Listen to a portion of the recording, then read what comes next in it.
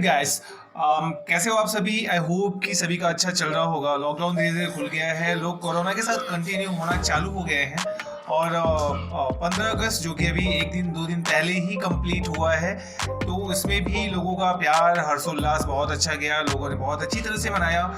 नरेंद्र मोदी जी ने बहुत ही हर्षोल्लास के साथ अपने झंडे को फहराया, जिसमें कि हम सभी ने देखा था, हम सभी ने एंजॉय किया था।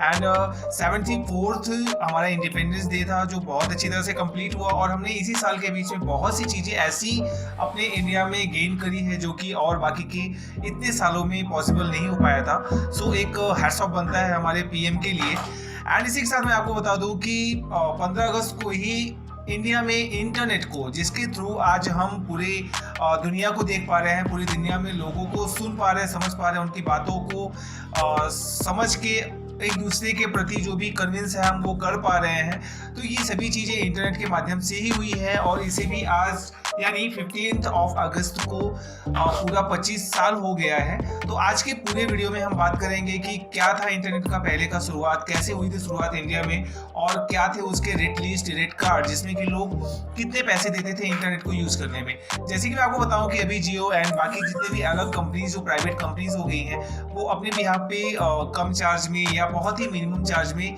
देती हैं नेट का सपोर्ट हमारे इंडिया में या अलग अलग लोगों को। लेकिन पहले क्या रेट था, पहले कितना लोग पैसे देते थे, मैं आपको एक ओवरऑल बता दूं कि पहले लोग लाखों में देते थे पैसे नेट को यूज़ करने के लिए, वो भी महीनों और सालों का। तो इस पूरी वीडियो में हम बात करेंगे कि कैसे क्या था।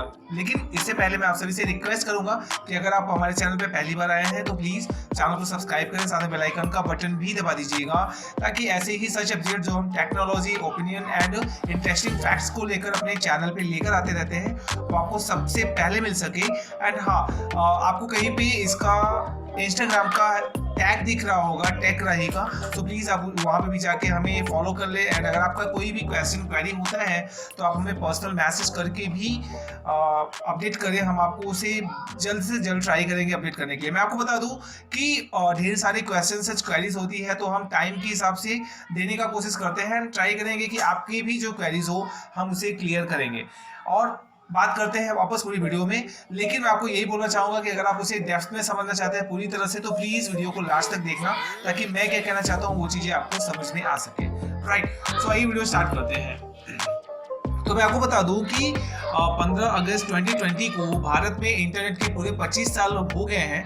और मैं आपको बता दूं कि पहले एक स्पीड हुआ करती थी, अभी तो लोग क्या है कि MBs में नेट को यूज कर रहे हैं। राइट, 5 MB, 10 MB, 15 MB तक लोग नेट को यूज कर रहे हैं। लेकिन पहले 9.6 kbps के लिए भी लोगों को लाखों रुपए देने पड़ते थे। समझ पा रहे हो आप? पहले लोग लाखों रुपए देते थे और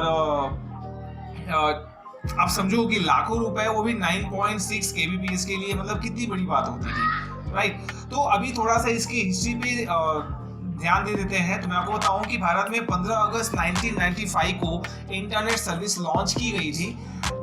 ऐसा बोला जाता है कि इसकी जो शुरुआत हुई थी वो तो 1986 यानी 1986 में ही भारत में इंटरनेट आ गया था। लेकिन वो क्या होता था कि तब इंटरनेट लोगों को दिया जाता था, उनको जो सिर्फ रिसर्च और एजुकेशनल इंस्टीट्यूट्स को यूज करते थे, पढ़ाते थे या समझाते थे, उनको ये सभी चीज़ें दी जाती थी। बट पब्लिकली इसे 1995 में दिया गया था। इसी के साथ 25 साल पूरे होते हैं। लेकिन इसके साथ ही मैं आपको बता दूं कि इंटरनेट में काफ़ी बदलाव आ चुका है। और सबसे पहले भारत में सबसे पहले विदेश संचार निगम लिमिटेड यानी VSNL इंटरनेट लेकर आई थी। अब लगभग भारत की आधी आबादी, यानी अगर आप समझो कि मतलब 130 करोड़ आबादी है, तो उसकी आधी आबादी अब इंटरनेट यूज करने लगी है। मैं आपको एक बता दूं कि भारत में ही सबसे सस्ता इंटरनेट है और सबसे ज़्यादा यूज करने का जो स्कोर बढ़ रहा है ना, वो इंडिया में ही है। तो मैं आपको बता दूं, मैं ये टॉपिक से बाहर हो जाएगा, बट मैं आपको एक बार बोलना चाहूँगा कि अगर आप चाहते हैं कि आप ऑनलाइन या अपना डिजिटल में अपना मार्क बना सके, अपने पॉपुलैरिटी को गेन कर सके, तो ये सही टाइम है अपने आप को शुरुआत करने में। आप कोई भी वे ले सकते हैं, वो आपका ब्लॉगिंग हो सकता है, यूट्यूब हो सकता है, वीडियो कंटेंट क्रिएटर हो सकता है, वो सभी चीज़ें आप किसी भी फील्ड में जाके अपने आप को ऑनलाइन प्रमोट कर सकते हैं। ज़्यादा जानकारी के लिए आप हमारे चैनल पर विजिट करें, वहाँ पे हर तरह की टेक्नोलॉजी वीडियोज़ हमने अपलोड करी है। मोर देन 110 वीडियोस आपको मिल जाएगी हमारे चैनल पे। वहाँ पे आपको एक से एक वीडियोस मिलेगी जो आपके कैरियर को सेट करने में आपको हेल्प करेगी, राइट। सो बढ़ते हैं आगे वीडियो में। तो जैसे कि मैंने आपको बताया कि बीएसएनएल इंटरनेट लेकर आई थी सबसे पहले इंडिया में, और लेकिन उसके बाद क्या हुआ कि पहले क्या होता, जैसे कि अभी मैंने आपको शुरुआत के वीडियो में ही बताया कि प्राइवेट कंपनियां अभी तो नॉर्मल कोई भी दे देती हैं और डिस्ट्रीब्यूट कर देती हैं, जैसे यू ब्रॉडबैंड हो गया, हैथवे हो गया, ऐसे ढेर सारी कंपनीज हैं जो कि अभी नेट दे रही है। पहले क्या होता था कि उनको नहीं दिया जाता था, उनको ये प्राइवेट कंपनियों को इंटरनेट नहीं दिया जाता था, तो वो डिस्ट्रीब्यूट नहीं कर पाते थे, ठीक है। लेकिन जब पहली प्राइवेट कंपनी बनाई गई, वो मैं आपको बता दूं, सत्यम इन्फो वे थी, जिसने शुरुआत किया था कि ये यूज करना प्राइवेट कंपनी को दिया गया। और इसी के साथ 1996 में रेडिफ की शुरुआत हुई। मैं आपको बता दूं कि rediffmail.com शायद मेरा तो आईडी आज भी उस पे है, आपकी भी आईडी रेडिफ मेल पे हो रही होगी। उसे 1996 में रेडिफ की शुरुआत हुई थी।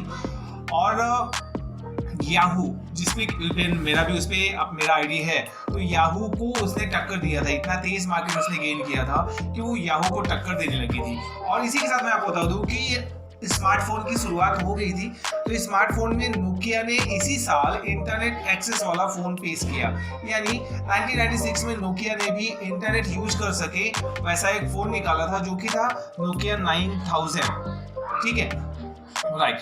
जैसे कि मैंने आपको बताया कि 1998 में सत्यम इन्फो भारत की पहली कंपनी प्राइवेट हुई, जिसने सर्विस प्रोवाइडर के तौर पे उसे लॉन्च किया गया कि भैया तुम हमसे ले लो और तुम लोगों को बेचो और हमारा जो चार्ज है वो हमें दे देते हैं, ठीक है, ओके। इसी साथ में आपको बात करूँ कि गूगल की बात करें तो इसकी शुरुआत भी 1998 में ही हुई थी।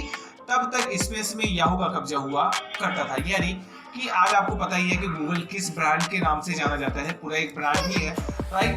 तो वो सेकेंडरी थिंग हुआ। अब बात करते हैं रेट लिस्ट की। तो शुरुआत में इंटरनेट काफी महंगा था, जैसे कि मैंने आपको बताया इंटरनेट बहुत महंगा हुआ करता था, और अभी आपको कम पैसे भी देने पड़ते हैं और आपको स्पीड भी उसकी डबल मिल रही है, लेकिन तब पैसे बहुत ज़्यादा देने पड़ते थे और स्पीड भी बहुत कम होती थी।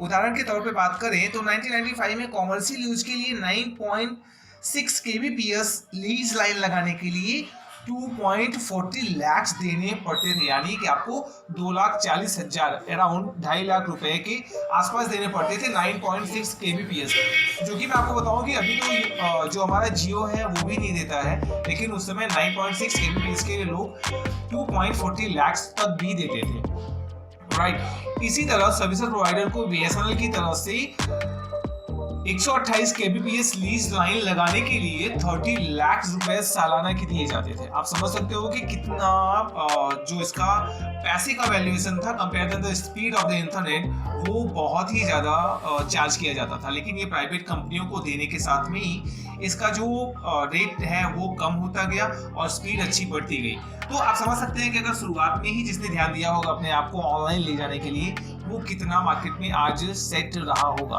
तो ये भी एक वे है, एक ये स्पीड है कि अगर आप अभी भी इस लाइन में आते हैं तो भी आप अपने आप को प्रमोट कर सकते हैं, ओके। अभी बात करते हैं नॉन कॉमर्शियल, यानी कि जो कॉमर्शियल में यूज नहीं करते थे उनको क्या चार्ज देना पड़ता था 9.6 kbps स्पीड के लिए। तो उनको 15,000 रुपए एक साल के लिए देते थे। स्पीड की बात कर रहा हूँ फिर से मैं, 9.6 kbps के लिए वो 15,000 रुपए एक साल के देते थे। लेकिन लीज्ड लाइन ज्यादा महंगे होते थे। लीज्ड लाइन में प्योर बैंडविड्थ दिया जाता था और ये किसी के साथ शेयर नहीं कर सकते थे।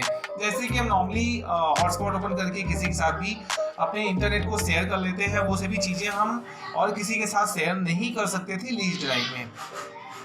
अब बात करते हैं नॉन कॉमर्शियल लीज लाइन का। जहां तक सवाल है तो 9.6 kbps के लिए 2.5 लाख रुपए, जो कि मैंने आपको बताया, और 128 kbps के लिए 10 लाख रुपए देने होते थे नॉन कॉमर्शियल के लिए। तो ये पूरा रेट टैग मैंने आपको बताया जो कि लोगों ने अप्लाई करना चालू किया था।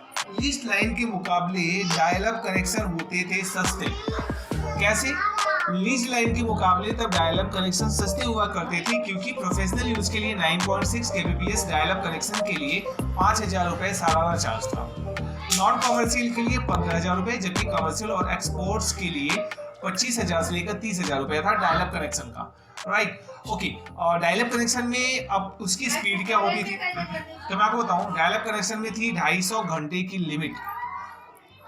जो भी बंदा ये डायल अप कनेक्शन का लेता था, मैं आपको डायल अप समझाऊं पहले डायल अप होता क्या है।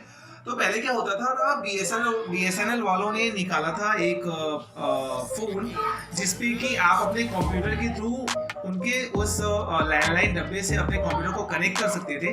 बट बिफोर दैट आपको क्या करना होता था कि एक नंबर वो देते थे और वो नंबर का सॉफ्टवेयर आपके कंप्यूटर में होता था। उस कंप्यूटर में आपको नॉर्मली जैसे सिम कार्ड होता है ना, तो वैसे ही आपको नंबर डायल करना होता था और पासवर्ड डालना होता था। उसके बाद आप उस पर लॉग इन कर सकते थे। एंड उसकी जो लास्ट एक लिमिट होती थी वो 250 घंटे की ही लिमिट होती थी। 250 घंटे ही आप पूरे साल में यूज कर पाओगे, उसके बाद आप उस नेट को यूज नहीं कर पाओगे, राइट। और इतना ही नहीं, सिर्फ 512 kbps डिस्क स्पेस तक ही यूज किया जा सकता था। ये था डायल अप कनेक्शन का सीन। सर्विस प्रोवाइडर्स के लिए 128 kbps की मैक्सिमम स्पीड थी, जिसके लिए उन्हें 30 लाख रुपए सालाना चार्ज देना होता था। इसके अलावा सेटअप के लिए भी अलग से चार्ज देने होते थे, राइट। यानी आप समझ सकते हो कि पहले नेट की जो वैल्यूएशन थी, नेट की जो डिमांड थी, आज और भी ज्यादा है नो डाउट। लेकिन आप स्क्रीन पे देख सकते हो कि आपको दिख रहा होगा कि आपको कैसे पहले लोग जो नेट की जो वैल्यूएशन थी, नेट लोग को ज्यादा चार्ज देना पड़ता था, उसका पूरा का पूरा इमेज आपको आपके डेस्कटॉप पे दिख रहा होगा, जो कि मैं आपको एक एक करके उसमें मैंने आपको समझा भी दिया है। एंड आपको वो इजिली एक बेस्ट वे में दिख भी रहा होगा, राइट। सो ये थे कुछ छोटा सा डिस्क्रिप्शन विथ रेट का कार्ड के हिसाब से कि कैसे इंटरनेट शुरुआत हुई थी भारत में और क्या स्पीड के हिसाब से अभी लोगों में यूज हो रही है। अभी जैसे मैं आपको बताया कि 10 to 15 Mbps की स्पीड से लोगों में यूज की जा रही है। लोग इसके साथ आगे बढ़ रहे हैं, बहुत अच्छा मार्केट कैप्चर कर रहा है, लोग इसमें बहुत अच्छा रेवेन्यू, बहुत अच्छे पैसे कमा रहे हैं। तो ये सभी चीज़ें कहीं ना कहीं इंटरनेट के थ्रू ही पॉसिबल हो पाई है। बहुत से लोग हैं घर पे बैठकर भी पैसे कमा रहे हैं, उन्हें कहीं बाहर जाने की जरूरत नहीं है। सो बहुत सी वे हैं अपने आप को आगे फॉर्मेट में बढ़ाने का, आगे और भी प्रमोट करने का, तो इसमें भी आप आगे जा सकते हैं। तो पूरे वीडियो का समरी ये मिलता है कि पहले लोग बहुत ज़्यादा महंगा देते थे, लेकिन जियो के टक्कर में आने के बाद अब जियो ने काफ़ी इजी कर दिया है, काफ़ी सस्ता कर दिया है अपना नेट। तो आप अपने आप को और भी प्रमोट कर सकते हैं और भी ज़्यादा अच्छा काम कर सकते हैं। तो गो अहेड, अपने आप को स्ट्रॉन्ग करें, मेहनत करें, काम करें, and obviously you will be get the success whatever you want, right. So इसी के साथ में आज की वीडियो को यहीं पे सम अप करेंगे। आई होप कि इस वीडियो के माध्यम से जो हम आपको बताना चाहते थे वो चीज़ें आपको क्लियर हुई होगी। एंड इसके साथ में अगर आपको और भी कोई क्वेरी होती है तो आप हमारे साथ डिस्कस कर सकते हैं हमारे इंस्टाग्राम पे। आप वहाँ पे भी जाके हमें फॉलो करें। एंड अगर आपने अभी तक चैनल को सब्सक्राइब नहीं किया तो चैनल को सब्सक्राइब करें, साथ में बेल आइकन का बटन भी हिट कर दीजिएगा। एंड अगर आपको लगता है कि ये वीडियो आपको हेल्पफुल रहती है तो आप प्लीज़ इसे अपने फ्रेंड्स के साथ भी शेयर करिएगा, ताकि कोई और जो नहीं जानता है इसके बारे में वो आपको ज़्यादा मिल सके, राइट। तो इसी के साथ वीडियो को समाप्त करते हैं। मिलते हैं अगले वीडियो में, तब तक के लिए ध्यान रखें, खुश रहें। Thank you, bye bye, Tata.